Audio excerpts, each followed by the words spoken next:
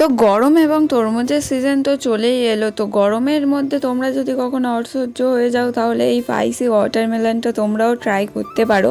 আর এটা তো আমি তোমাদের গ্যারান্টি দিয়ে বলতে পারি যে এই স্পাইসি ওয়াটারমেলনটা তোমাদের অবশ্যই ভালো লাগবে। তো প্রথমে আমি লেবু এবং তেঁতুল দিয়ে একটা পেস্ট টাইপের বানিয়ে নিয়েছিলাম, যেখানে জল ছিল না আমার কাছে, তাই একটু থামস আপ দিয়েছিলাম। তোমরা কিন্তু অবশ্যই জল দিও। তারপর আমি কয়েকটা হজমলার বড়ি গুঁড়ো করে নিয়েছিলাম আর তার সাথে দিয়েছিলাম জলজিরা, আর এখানে আমি ধনে, লঙ্কা গুঁড়ো, জিরে গুঁড়ো সবগুলো একসাথে মিশিয়ে নিয়েছিলাম।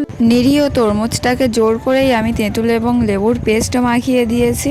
আর তারপরেই তো তরমুজের সাথে মশলার ভালোবাসাটা একটু বাড়ানোর জন্য আমি মশলার ওপরই তরমুজটাকে দিয়ে ভালোভাবে মশলাটা মাখিয়ে দিয়েছিলাম। আর খাওয়ার আগে তো এটা দেখেই তো যেন জিভে জল চলে আসছিল আমার। আর শুধু দেখলে হবে, বাড়িতে একবার তো ট্রাই করে দেখতে হবে। তোমরা অবশ্যই বানিয়ে খেও, নাহলে বুঝতে পারবে না। লাস্ট অব্দি ভিডিওটা দেখার জন্য সবাইকে অনেক ধন্যবাদ।